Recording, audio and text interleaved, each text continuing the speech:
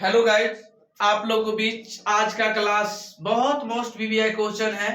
आप लोगों के बीच क्लास 10th का आप लोगों के बीच जो भी एग्जाम में पूछा हुआ क्वेश्चन के बारे में आज का क्लास जो है मेरे प्यारे दोस्त बहुत आसान तरीका से आप लोगों के बीच बताने वाले हैं कुछ सवालों के बारे में। तो आप लोग कंटिन्यू ऑनलाइन क्लास से जुड़ जाए ताकि आपको आगे कहीं पे दिक्कत ना हो, कठिनाई ना हो। कंटिन्यू चलता रहेगा मेरे प्यारे दोस्त और भाई बंधु। और साथ ही साथ आप लोगों को बीच हम यही कहना चाहेंगे कि आप लोग सब्सक्राइब कर दीजिए, लाइक कीजिए, कमेंट कीजिए, शेयर कीजिए। तो चलिए हम बताते हैं। चला आपका क्वेश्चन जो है ध्यान दीजिएगा। 30 और 15 का HCF यानी 30 और 15 का HCF क्या होगा?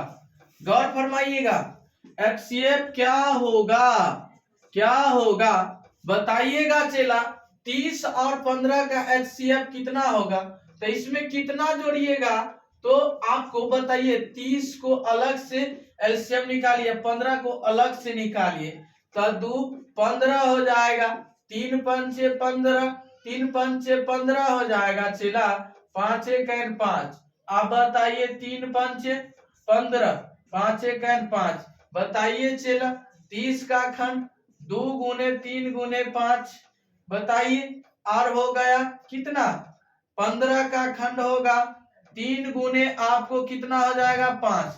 पांचों मिल रहा है, 5 मिल रहा है, 3 मिल रहा है, 3 मिल रहा है। तो आपको HCF बराबर क्या हो जाएगा? चला HCF बराबर जो हो जाएगा 3 गुने 5, 3 गुने 5, 3 पंचे 15। आपको फाइनली आंसर यही में कह देगा। चला आपको क्या 20 और 40 का HCF, 20 और 40 का तो ये कितना दुगुना है? तो HCF बराबर क्या हो जाएगा? आपको क्या हो जाएगा? ये HCF बराबर कितना हो जाएगा? 20 आपको फाइनली आंसर हो जाएगा। चलिए नोट कीजिए, आप लोग इसे नोट कीजिए। चलिए नोट कीजिए, इसे आसान तरीका से बताएंगे आप लोगों को भी आसान मेथड से आज के क्लास में जो बताने वाले हैं, जो कि आज का क्लास कुछ और ही मनोरंजन का ही रहेगा। तो चलिए आप लोग कंटिन्यू जुड़े रहे और आप लोगों को बीच आसान मेथड से जुड़े रहे ताकि आपको आगे दिक्कत न हो। चलिए स्टार्ट कीजिए, जल्दी जल्दी नोट कीजिएगा। आप लोग नोट कीजिएगा। चलिए बताते हैं अगला नंबर क्वेश्चन पे। ध्यान दीजिएगा, ध्यान दीजिएगा, आप लोग ध्यान दीजिएगा। आज का जो क्लास है आप लोगों को बीच सो भी बहुत मोस्ट वीवीआई क्वेश्चन है। आज का जो क्लास है आपका, जो कि आज का रोमांटिक जो है ना, बहुत आसान तरीका से बताएंगे।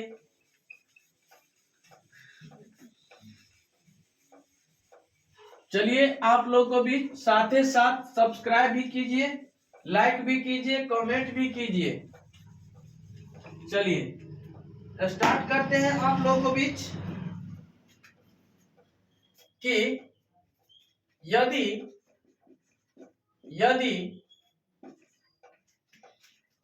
X square plus 4 x square plus 4 बराबर 0 है तो x का मान क्या होगा? x का मान क्या होगा? x का मान क्या होगा? देखिएगा, x का मान ज्ञात करना है। क्या करना है? x का मान ज्ञात करना है। गौर फरमाइएगा। तो आप लोग को भी जो क्वेश्चन है चला एक्स स्क्वायर प्लस कितना कितना है? एक्स स्क्वायर प्लस 4 बराबर कितना है? 0 है। तो x का मान क्या होगा बताइएगा। चला आसान मेथड से बताएंगे। एक्स स्क्वायर प्लस 4 स्टार बराबर 0 बताइएगा। चला एक्स स्क्वायर बराबर 0 माइनस 4 बताइएगा। एक्स स्क्वायर बराबर माइनस 4 किसका स्क्वायर है? एक्स स्क्वायर माइनस 2 का स्क्वायर। ठीक है, बताइएगा तो x का स्क्वायर, तो 2 से 2 काट दिए, x बराबर क्या हो जाएगा -2। आपको फाइनली आंसर, चलिए नोट कीजिए, आसान मेथड से बताएंगे, आपको एक पल का भी दिक्कत आने नहीं देंगे और इसे आसान मेथड से आप बना लीजिएगा ताकि आपको आगे दिक्कत लेने की कोई बात नहीं, घबराने की कोई बात नहीं है। और कंटिन्यू आप लोग जुड़े रहे, शुरू से अंत तक वीडियो देखते रहे और साथ ही साथ इसे आसान मेथड से सलूशन पाते रहे ताकि आपको आगे दिक्कत न हो और कहीं पे भी दिक्कत लेने की कोई बात नहीं है। चलिए स्टार्ट करते हैं आप लोगों को बीच। चलिए उम्मीद करते हैं कि आप लोग इसे नोट कर लिए होंगे।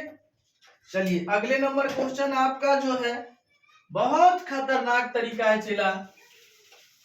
चलिए अगले नंबर क्वेश्चन पे ध्यान दीजिएगा। अगले नंबर क्वेश्चन जो है आपका आसान पूर्वक से ध्यान दीजिएगा, आसान तरीका से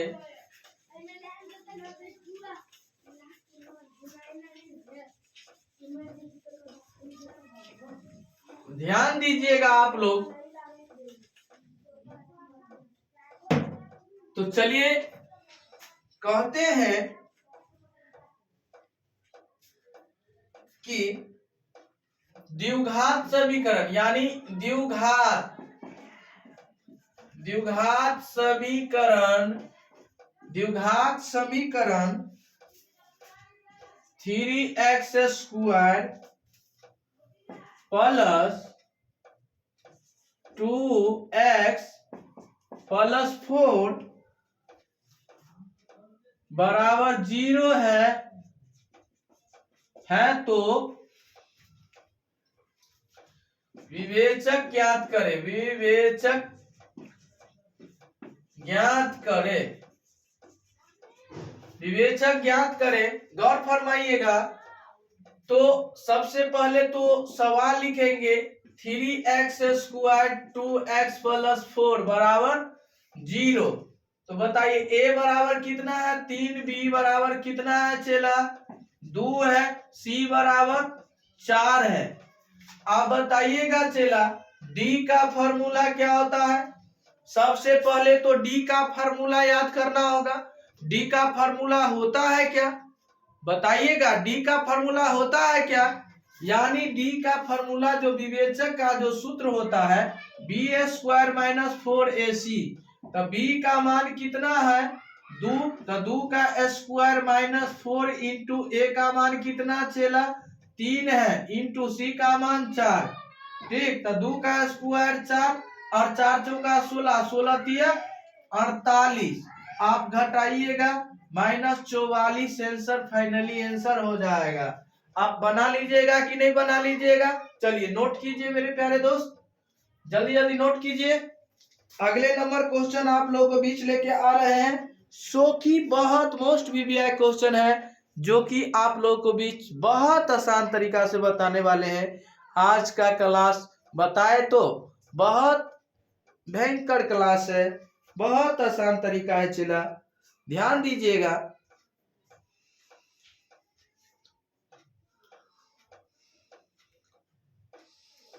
चलिए नोट कीजिए आप लोग। चलिए बताते हैं अगले नंबर क्वेश्चन जो बताने वाले हैं। आज का क्लास जो है बहुत आसान तरीका से जारी है चला, रोमांटिक आज का क्लास का ही कुछ मजा है मेरे प्यारे दोस्त और भाई और बंधु। तो आप लोग ध्यान दीजिएगा, बहुत मजा आएगा। बताए तो कितना मजा आएगा चला कि दिल खुश हो जाएगा और फेफड़ा उदास हो जाएगा। ठीक है, ध्यान दीजिएगा। चलिए आप लोगों को बीच बताने वाले हैं, यानी कि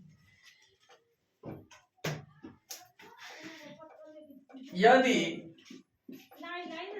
वर्ग का भुजा, यदि वर्ग का भुजा, भुजा बराबर है चेला -16 cm है तो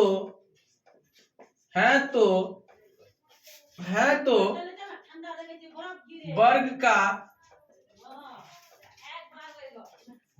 का क्षेत्रफल परिमाप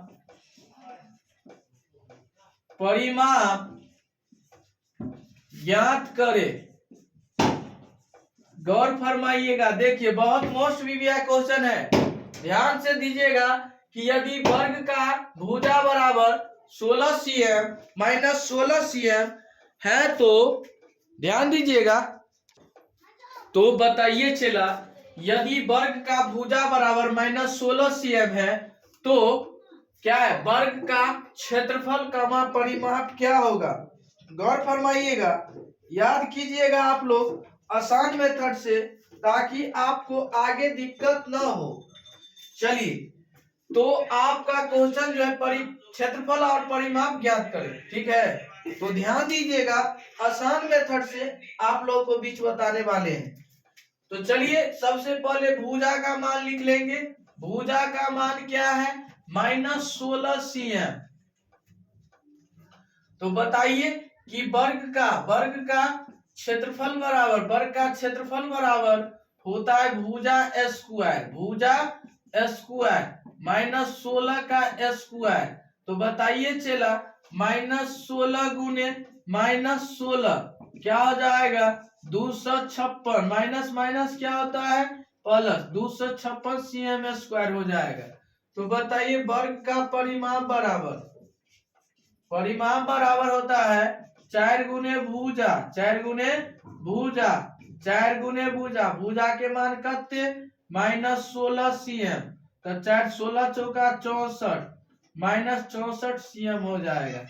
यही आपका फाइनली आंसर हो जाएगा मेरे प्यारे दोस्त। तो उम्मीद करते हैं कि आप लोग इसे अच्छा तरीका से सीख गए होंगे। इसके लिए धन्यवाद, तब तक के लिए बने रहें। आज के लिए इतना ही, इससे अगले वीडियो में फिर मिलेंगे आप लोगों को बीच। इसके लिए धन्यवाद, तब तक के लिए बने रहें। आज के लिए इतना ही।